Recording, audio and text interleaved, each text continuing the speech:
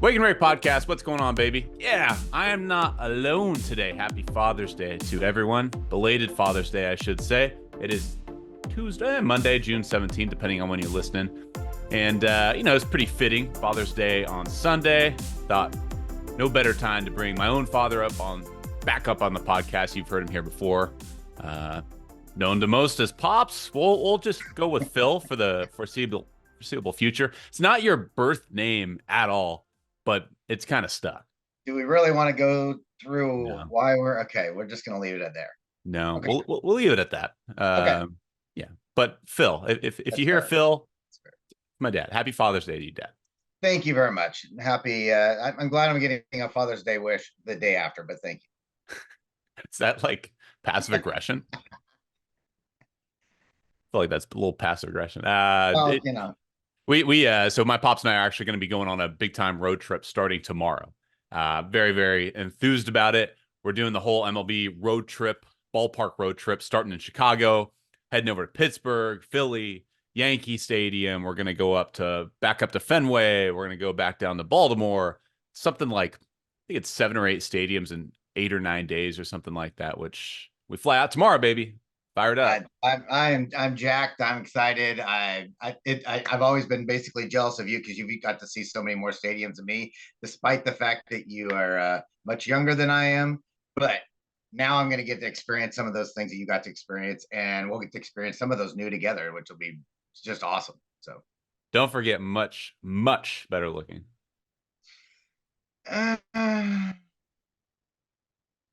We'll let you have that one. Thank you.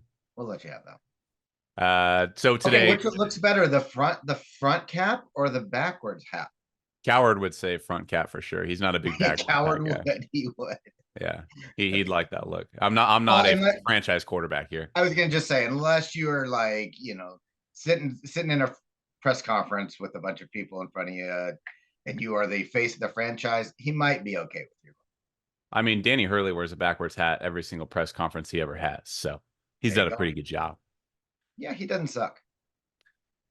BetOnline is your number one source for all your sports betting needs this season, from baseball, golf, soccer, right to all the top fights in UFC, MMA, and boxing. Every stat, every matchup, and even live odds and spreads while the games are being played. When the game's over, head on over to our online casino and get in on a game of blackjack or poker, or unwind with one of our over 150 slots games. Head to the website today to get in on the action. Use promo code BELIEVE for your 50% welcome bonus on your first deposit. BetOnline, the game starts here. Download, subscribe, do all the cool things that all the kids do with our podcast. If you haven't already, please do leave us a review on Apple Podcasts. Really helps us get into the jet stream for baseball podcasts, and it allows us to grow and do more of these things. Follow us on social media at Wake and RAKE Pod, TikTok, Instagram, Twitter, all the things. All those things are actually old dude friendly, believe it or not, because I've actually been able to do that, and it's taken me a few years, but I can actually do all those things now.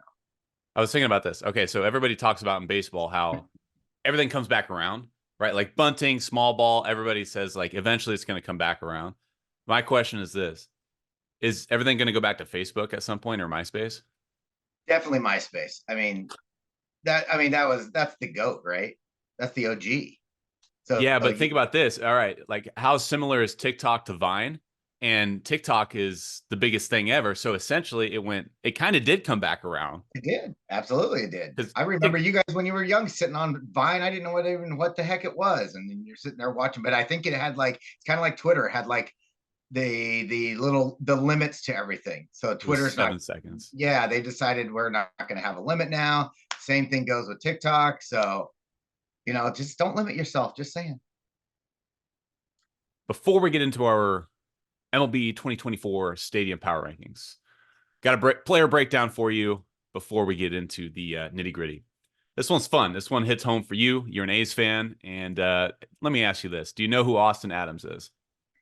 I know the name. I have not exactly followed him very closely, but yeah, I know it.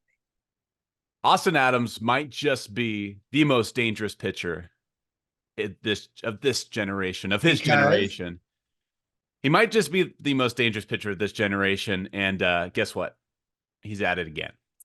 In 2021, with the San Diego Padres, relief pitcher Austin Adams He hit 24 batters, 24 hit by pitches in one season. That is a single season record for the live ball era. Keep this in mind.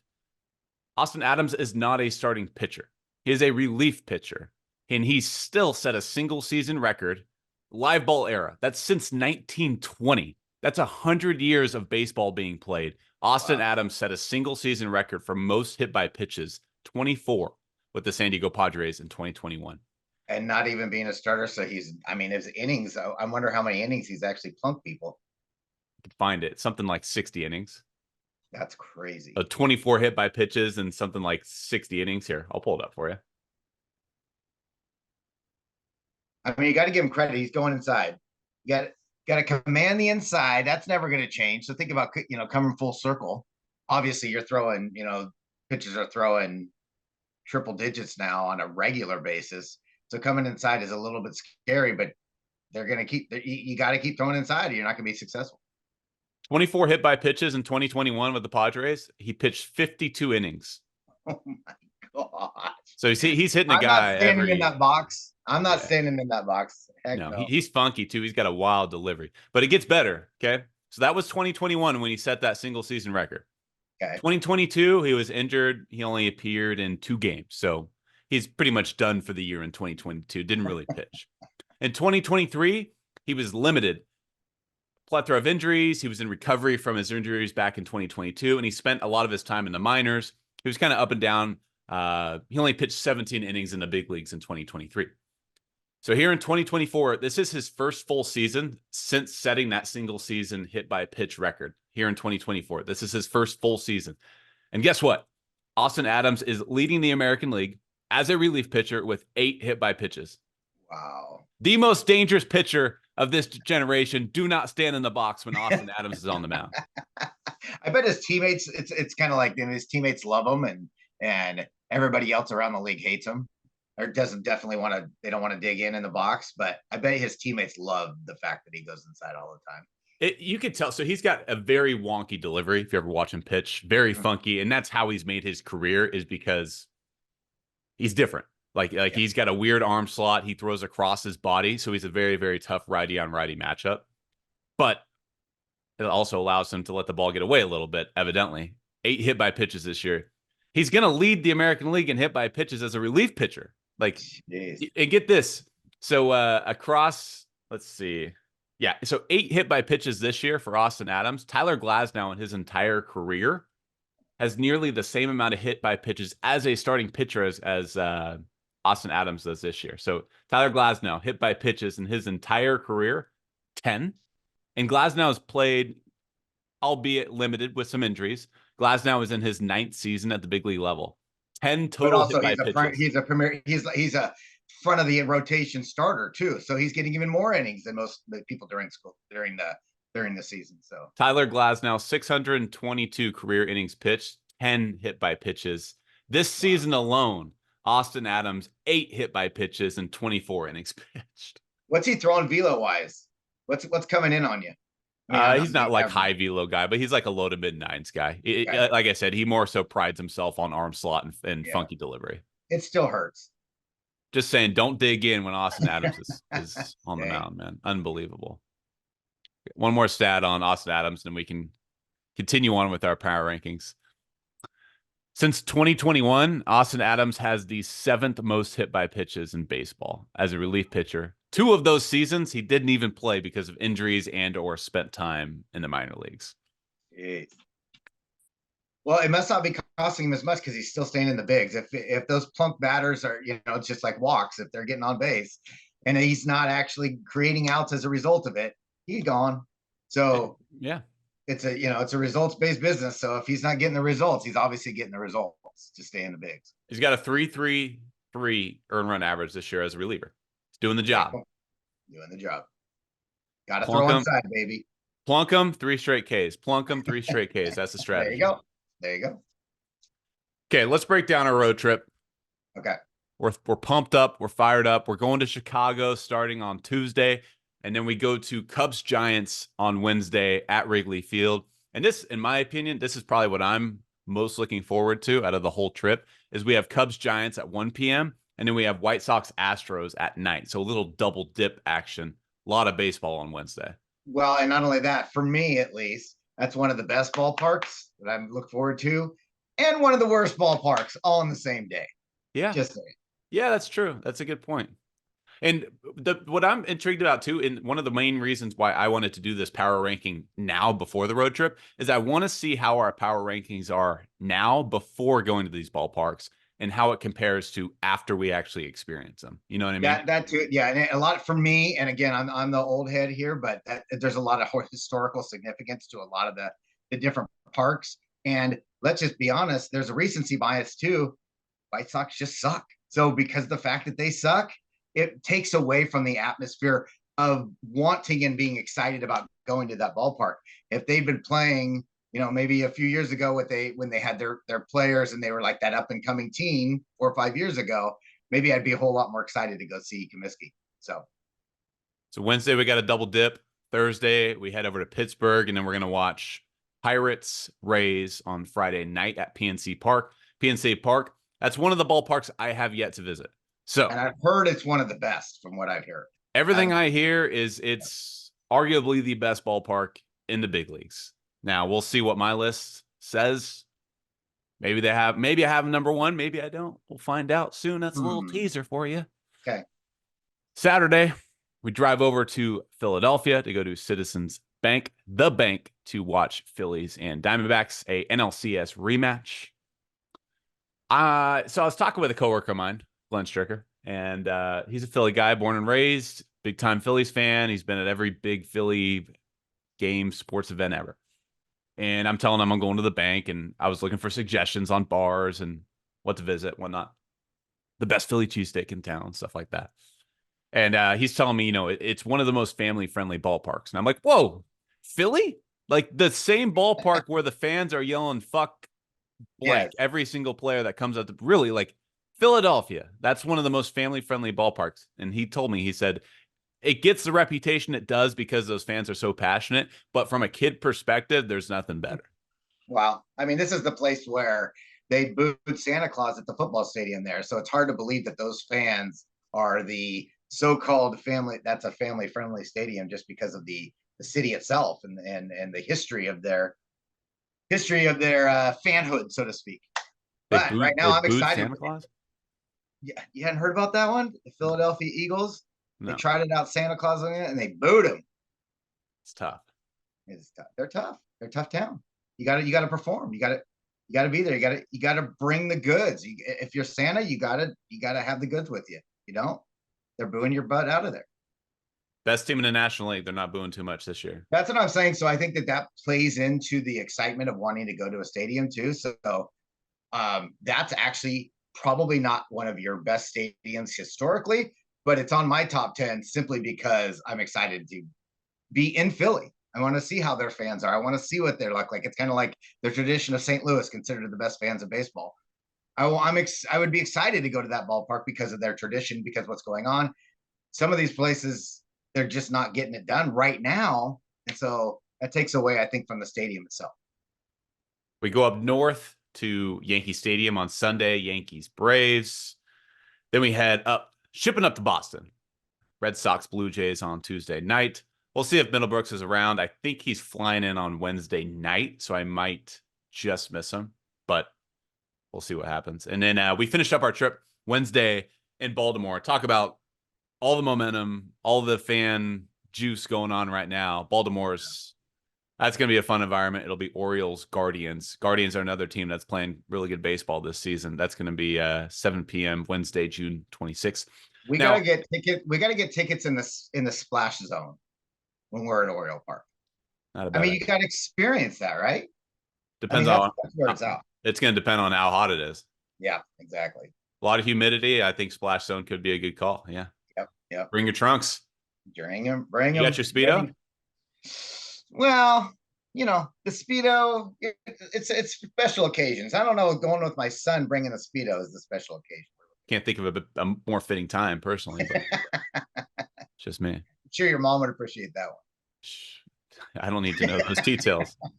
Let's just leave that alone. All right. All right, so you got an idea of the MLB road trip and like I said, we're gonna create a little power ranking here before the road trip. We're gonna compare it post road trip, and keep this in mind as we're going through the power rankings. There's a handful of these stadiums that we have not experienced, so a lot of it's going to be based on what we see visually on TV. A lot of it's going to be based on hearsay. I have a lot of friends, a lot of colleagues that have been to at least one of, if not all of these ballparks. And so a lot of this is going to be based on third party comment sections, essentially. So things could change. Everybody's got their own entitlement to their own opinion. I'm sure people in Toronto love Rogers Center. I'm sure people in Cleveland love Progressive Field, et cetera, et cetera. It's an opinion. It's subjective. There's no way around it. These are.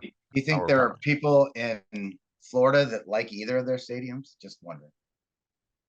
I hear the Trop gets a bad reputation, like unfairly. Never been there, so who knows? Could be right. A lot of people complain about the traffic to get to Tampa because basically it's on essentially like a peninsula in St. Pete. So to get over from Tampa, you got to cross over the bridge. To get over from the south portion of that Tampa area, you got to cross over the bridge. So it's kind of just kind of a jam-packed area. It's tough to get to. That's a good segue. But I don't know if that's going to help or hurt their cause in this little list that we have.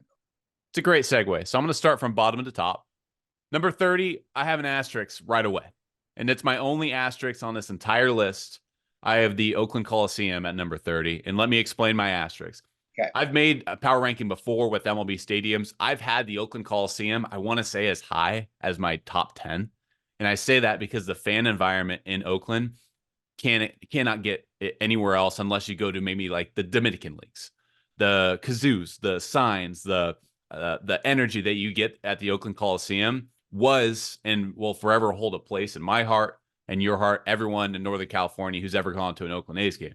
However, I have an asterisk here, Oakland Coliseum at number 30, the worst ballpark in Major League Baseball right now, because the fans are protesting and boycotting ownership right now. And so that fan environment that once energized that stadium, it's no longer there. So I have them as the worst stadium in baseball, but I have an asterisk next to it because it didn't used to be this way. I didn't put an asterisk on it. You know, I'm a diehard A's fan. Been there so many times, taken you there. You and I got to go to a playoff game, which was amazing. A couple of playoff games. And one of them was just an amazing game in the atmosphere. I'll never forget the rest of my life. But let's be honest, the Coliseum's a shithole.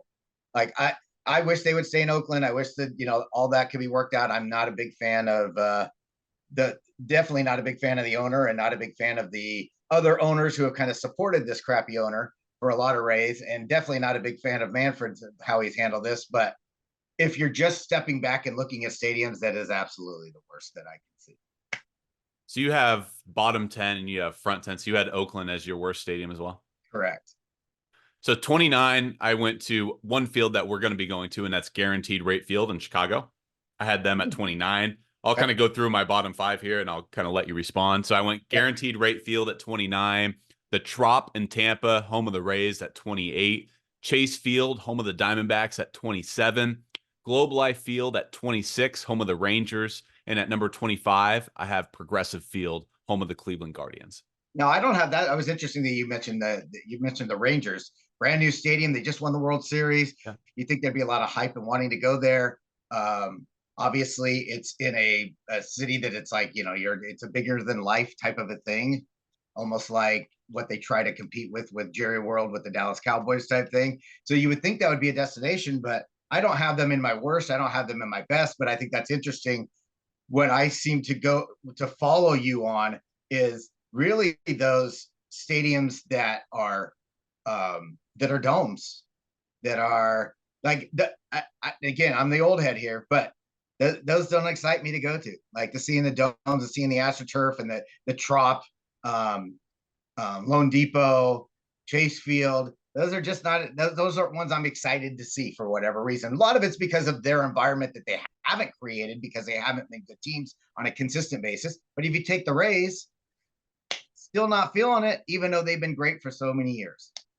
Yeah, and it's not an indictment on the fans themselves either. I want to make that very, very clear. I will say that the Trop, looking at the Tampa Bay Rays playoff series last year, first round of the playoffs, and I get it. It was a tough time of day. When the Rays are in the playoffs, they'll put them at that like 1 p.m. middle of the week game, and I get it. But at the end of the day, this is MLB playoffs, and they were only able to pack that Tropicana Stadium halfway full. Yeah. That plays into it as well. So fan environment, what goes into my rankings here? Yes, it's aesthetic. Aesthetic absolutely plays a big part in this and what I see on TV, but a lot of it's fan environment, a lot of it's how you're packing the house, a lot of it's noise factor. Food was involved as well because I'm a big foodie myself. But yes, I think you hit it right on the nose.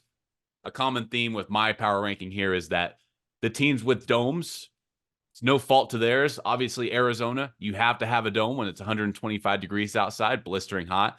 But it's an unfortunate reality. I like to be outside when I go to a ball game. When I drink my Coors Light with my hot dog, I want to be outside. Yeah, absolutely. I mean, you've been to Chase Field. I haven't been to Chase Field, but talking with you and other people who have been there. And again, if you're in the Randy Johnson area, it's probably one of the best atmospheres in the world because they're just rocking and rolling at that time. And last year's group was a great. I love that team, to watch that team. But it's not like I'm excited to go and hope that they close the roof so you can go watch a game at Chase. All right. 24 at home of the Washington Nationals Park, excuse me. Number 23 at Lone Depot Park in Miami, home of the Marlins. 22, Angel Stadium. Little caveat with Angel Stadium, I heard their actual field surface is one of the best in baseball in regards to how true the infield is, how the hops are. That's from a player perspective. This list is going to be from a fan perspective. Angel Stadium is pretty dated at this juncture. So Angel Stadium at 22, albeit a really nice field surface. At 21, Comerica Park, home of the Tigers. And at number 20, I had Great American Ballpark, the home of the Reds. Okay. That's interesting. So some of those didn't hit my bottom 10, but Angel Stadium definitely did. And again, a lot of that has to do with how poor they've been as a ball club, as an organization over the last several years, despite the fact that they had star power, which would want to get you to a stadium, but it doesn't have that juice. I remember the days when they were in the playoffs and they had the rally monkeys and all that stuff. And they had a great atmosphere going at that time. But despite the fact that they've had the best players in all of baseball, they haven't been able to create that environment, ladies. So Angel Stadium is on that. I put Rogers Stadium on that too. Again, that's more of a dome thing for me, for the Jays. I've got Guaranteed with the White Sox in the bottom, along with Progressive with the Guardians. Again, it just those fields are kind of like, even though they've had some good squads and not so good squads. For some reason, they're not to me like attractive. I can't wait to go to that park. I wear my Giants jersey for the first time on this podcast, and I don't know how many weeks, and you decided to bring up the Rally Monkey and the Angels in 2002. That's okay. First targeting. Off, how after Father's Day, how horrible of a dad am I that both my sons were celebrating Giants World Series for 3 times in 6 years while they were teenagers, and I'm a freaking A's fan. That's terrible fatherhood on my part. That is bad. We watched your mistakes and learned from them. That's exactly it. Okay. Number 19, Busch Stadium, which just might have some pushback, which I understand. Maybe Busch Stadium is a little low, which is fair. Here's my thing with Busch, is I think fan environment, one of the best in the league. We saw last week, Paul Skeens pitched an absolute gem, and the St. Louis Cardinal faithful gave him a standing ovation. Don't you love that? Busch Stadium. Oh, I love it. No, I love it. That's my point. I'm saying, I thought you were bagging on him for that. I think that's amazing. Oh, it's incredible. That's what I'm saying. So fan environment wise, I gave Busch Stadium a big time bump because I think the environment there is phenomenal. I have Busch Stadium 7th. Wow. So and again, that's per the reputation and for the reasons just like that. I would love to go to Busch Stadium just to be around, and let's be honest, fans are fanatics and they're crazy. I love being around like very knowledgeable, understanding the game, love the game type fans, and that attracts me to going to Busch. It lacks aesthetic for me. Yeah, they got the big arch, but gives a fuck, you know? I mean, really, other than the big arch, what are you looking at, you know? You're because you're into the game. No, I know. That's what I mean. You're not just Fan environment. I think the Cardinals have some of the best fans in the league. I'm talking just straight Yeah. stadium aesthetic. It's lacking. You're probably right. You're probably right, but I think the fans boost that for me in wanting to watch a game at Busch Stadium. It's fair. Enough. 18, I have American Family Field, home of the Milwaukee Brewers. I heard that's one of the more underrated baseball environments as well. Really? I've had multiple people reach out to me and say, like, which I think it was, I did like a Twitter poll or a Twitter fan vote with, it was like, which stadium in Major League Baseball is the best. And it was all based on Twitter polls. And Milwaukee kind of came out of nowhere. And I want to say they actually won the entire thing because the whole Milwaukee Brewers bandwagon just jumped on this Twitter poll. And it was a big deal at the time. I think it was about 2 years ago. I want to say it was Milwaukee, and it might have been one of the older parks, like a Wrigley Field or like a it might have been actually Oracle Park in San Francisco. But I want to say American Family Field either won or finished second. Props to the Brewers. That's impressive for those fans because they don't have that cachet, at least nationwide, as far as thinking of that atmosphere or even the ballpark itself or even the star power. Obviously, they've had, over the years, you had a Robin Yount, you had a Christian Yelich. Now you had those, but overall, you don't think Milwaukee baseball. You just don't think that. What's interesting though is they're probably one of the more consistent franchises in baseball, at least in recent years over the past decade or so. Now, they haven't won many playoff games. They haven't won many playoff series. But in regards to, if you look at overall record over the last decade, they have, I think, top 5 record regular season in baseball, which is pretty impressive. And by the way, they're also a so-called low payroll, small market team. There you go. I was just going to say, Craig Cancel leaves on them, and especially for the Cubs, which is going to really piss them off. And they're doing better than the Cubs right now. They're playing at a really high level. So give them kudos. Absolutely. This will piss off some people, which is great because I love pissing off Yankee fans. Number 17, I have Yankee Stadium at 17. Oh, yeah. You don't have Yankee Stadium in your top 10? So I will be going to Yankee Stadium for the first time on our road trip. Somehow in my adventures, I have not crossed paths with Yankee Stadium. Now, my home office is in Manhattan. Most of my coworkers live either in New York or New Jersey, and they go to Yankee Stadium all the time.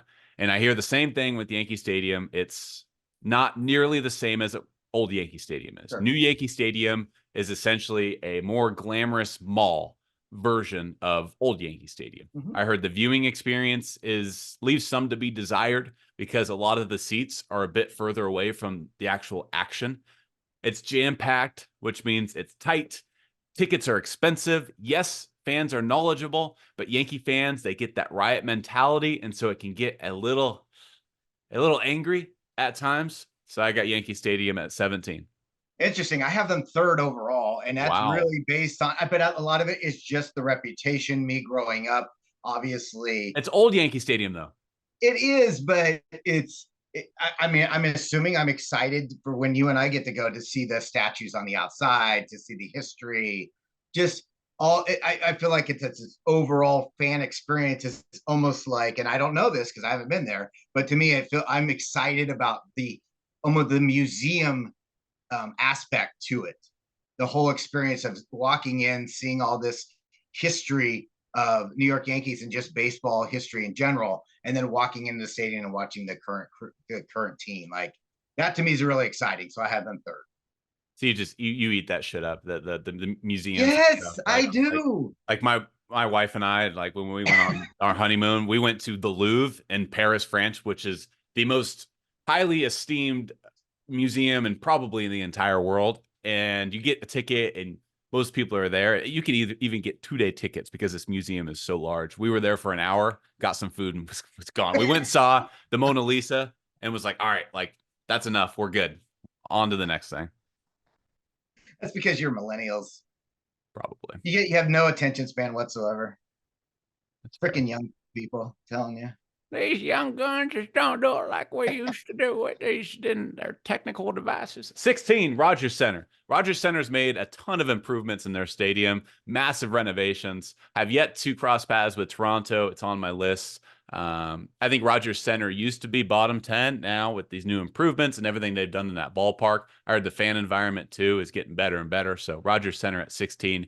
And then I have T-Mobile Park up in Seattle, home of the Mariners, at number 15. I think T-Mobile is actually one of the more underrated stadiums in baseball. Fan environment has been hit hard up there just because of all the losing that's been happening over their, 2-decade-long playoff drought. But it's getting better now with Julio Rodriguez, and they have this starting staff that's just absolutely dominant. They lead the league in quality starts this year. Logan Gilbert, Luis Castillo, George Kirby. I think you can say the same thing for Rogers Stadium, Rogers Center too, just a little bit, just because they especially when the anticipation's there and they just don't deliver. They're just kind of a 500 team, and they have been for a long time, despite the fact that they have had some of the most talented players in all of baseball. T-Mobile, if you ever do find your way, for those listening, to Seattle, make sure you find a way to watch a ball game at T-Mobile. It really is one of the more underrated stadiums. I'm going to catch my breath. We're going to catch our breath. We'll have our 1 through 14 stadiums right after this break. Welcome back, people. We already broke down our 15 through 30 of our MLB 2024 power rankings. Now we will break down our 1 through 14, the best of the best. Truist Park, I have at number 14, home of the Atlanta Braves. Now, I do think Truist Park has a chance to climb my rankings once I actually get out to Atlanta. It's another one of those parks that I just haven't crossed paths with yet. But I hear it's very advanced. It's a newer stadium. I didn't think they really needed a new stadium. Frankly, I thought the old ballpark in Atlanta, what was it, Turner Field? I thought it was fine. Yeah. I thought it was fine, but they got the funds and credit to them. They got it done. Put it on the list of stadiums that was built and probably didn't need to be built, and yet Oakland never got a single stadium built over their decade-long adventure trying to get a stadium built. So maybe there's a little bit of animosity towards Atlanta because they got a ballpark and Oakland didn't. So maybe that's why I dropped them in my list a little bit, but a good ballpark nonetheless. Yeah, the thing about Atlanta is really Atlanta's not considered a big time sports town, but because they've been so successful over decades, let's be honest, and they continue to be one of the best teams every single year, compete for World Series championships every single year lately. I think that adds to the excitement of wanting to go to Truist as well, because that's not, if you think about the Atlanta Falcons and the Atlanta Hawks, they've never been big drawers. It's never been a big thing in Atlanta, but for some reason, that organization, the Braves, have always gotten people in the ballpark, and they've always gotten excitement in that ballpark. And I give them a heck of a lot of credit for that. Minute Maid Ballpark at 13, home of the Astros. Target Field, home of the Twins, another underrated ballpark as long as the weather is good in Minneapolis at 12. At number 11, Citi Field, home of the Mets. Very reminiscent of Oracle Park in San Francisco. The structures, the tunnels, the walking around, the food. It's kind of like walking around Oracle Park, except it doesn't have the views that Oracle Park has, with Oracle Park being on the San Francisco Bay. But a good ballpark, Citi Field. One thing that made me drop Citi Field is it's a very toxic environment in New York. Those Mets fans, they love and care for their team, but man, it gets hostile really, really quickly in Queens. Let's be honest, they've sucked. They're not good.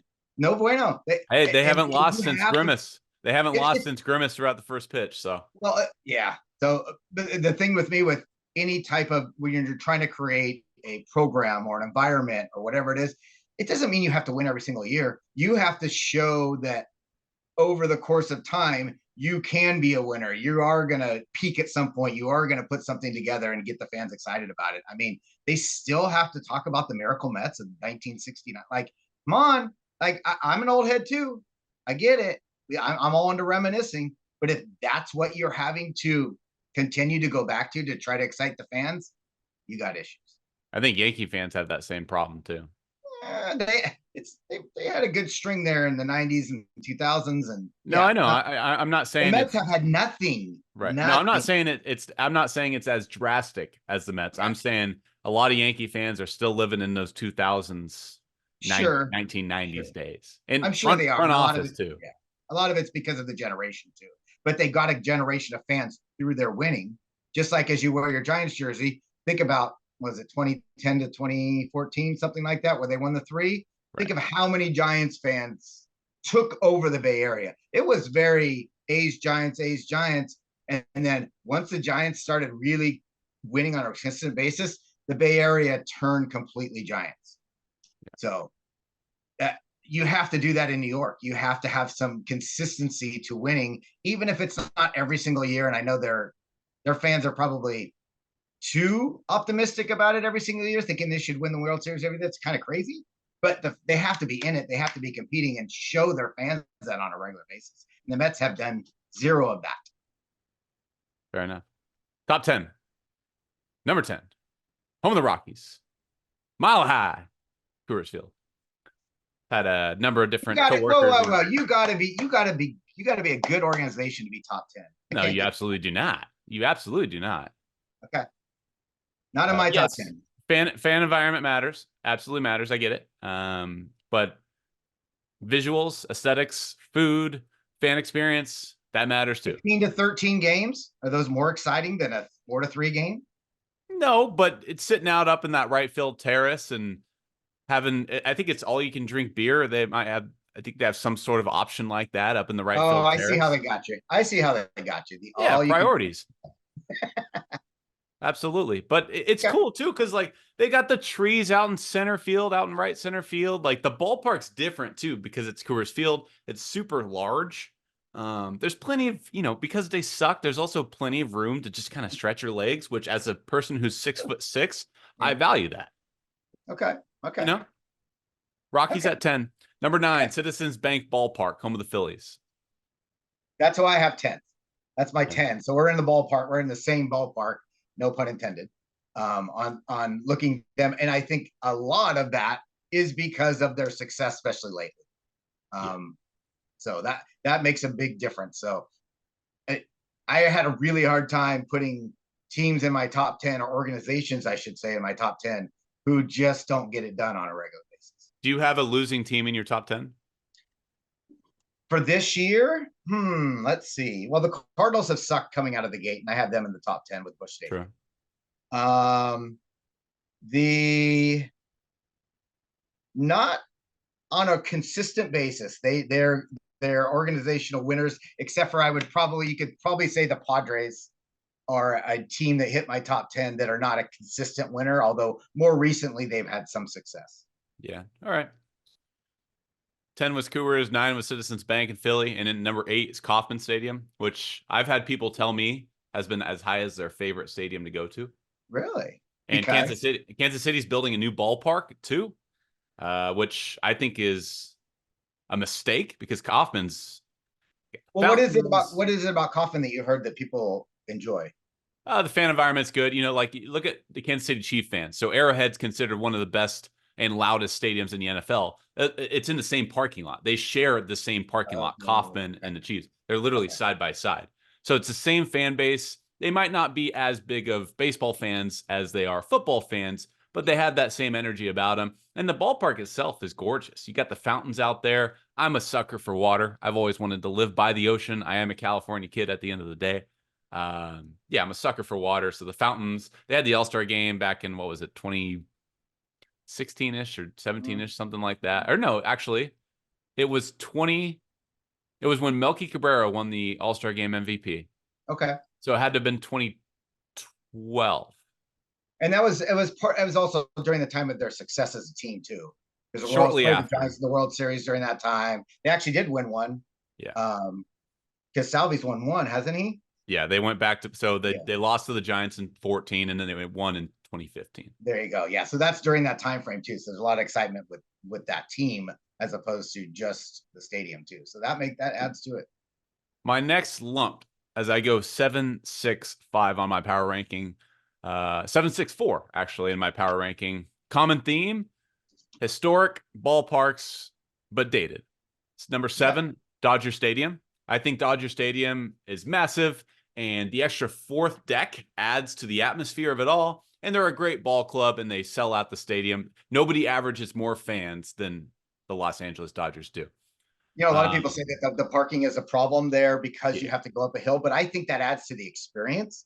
So you just know you're not getting out of there anytime soon.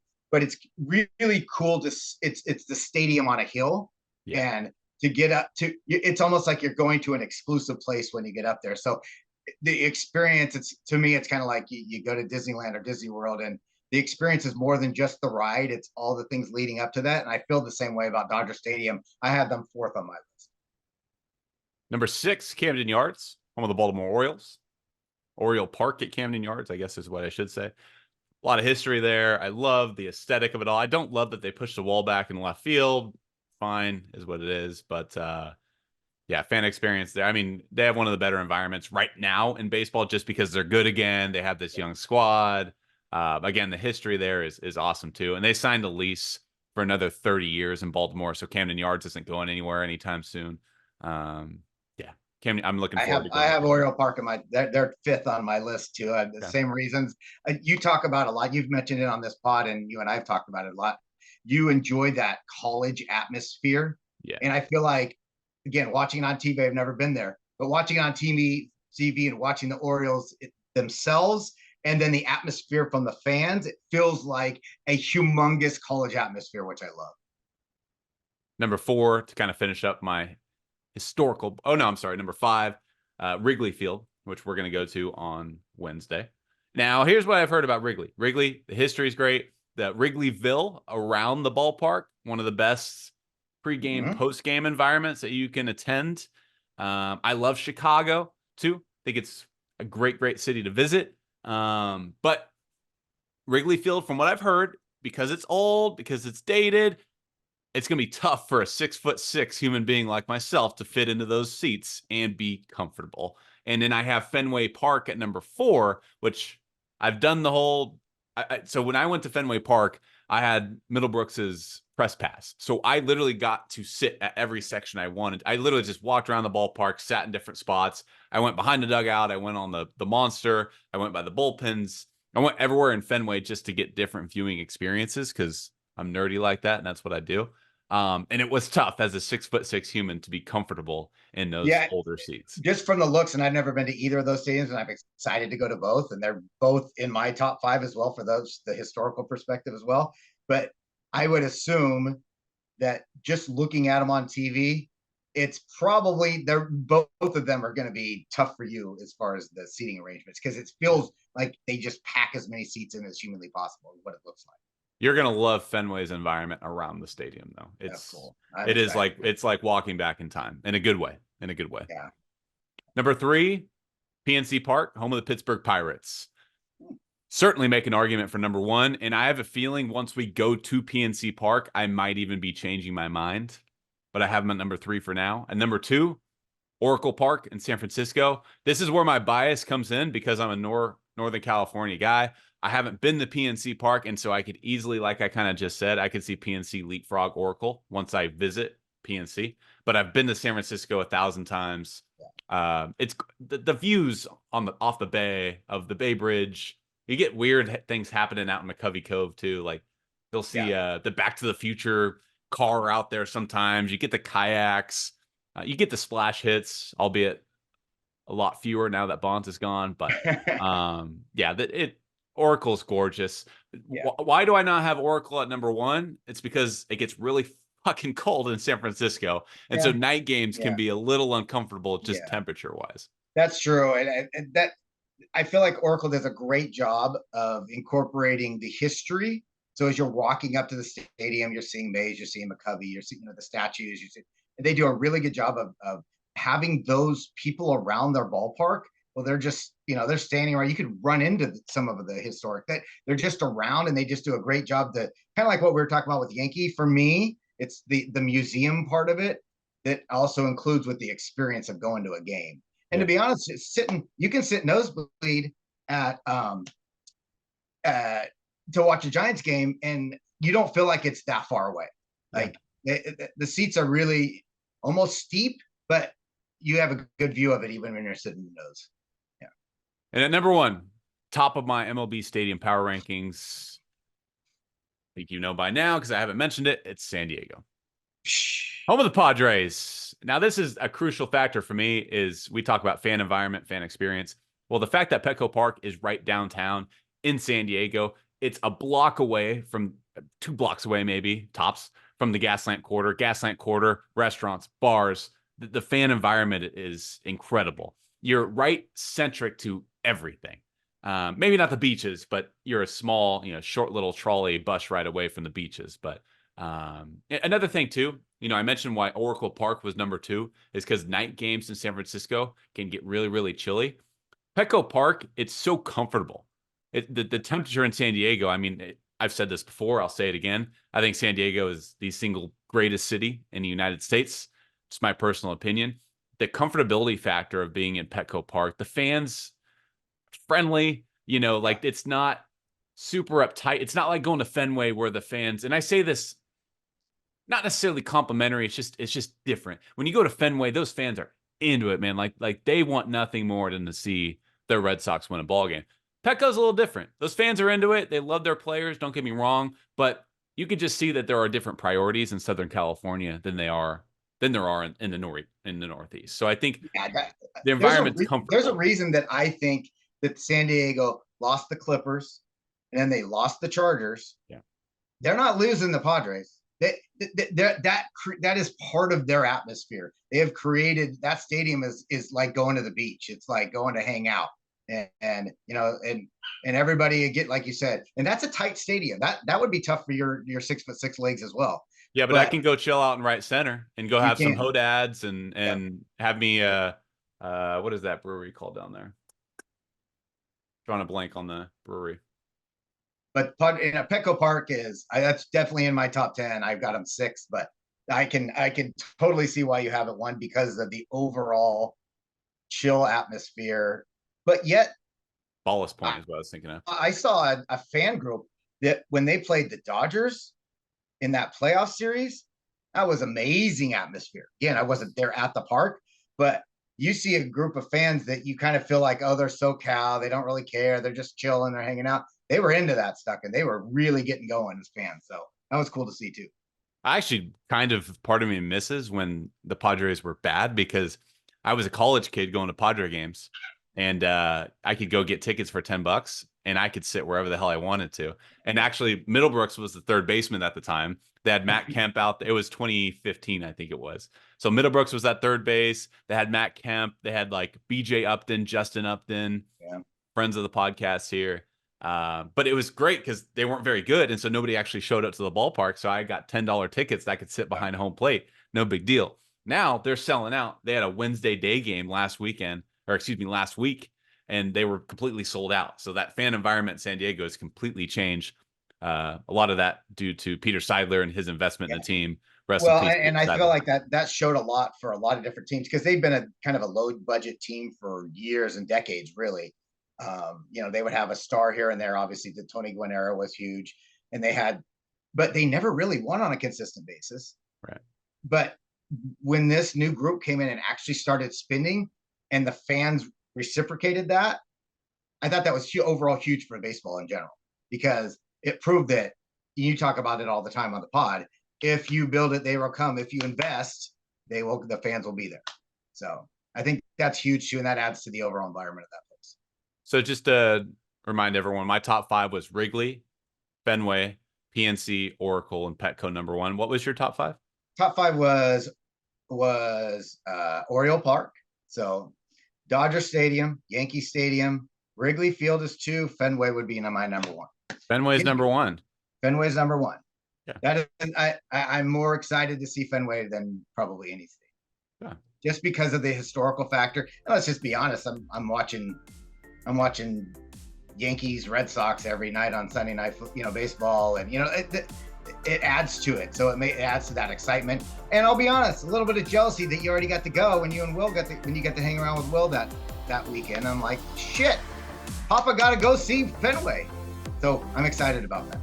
Please do not ever refer to yourself as Papa ever again. It's not what you know, it's who you know, right?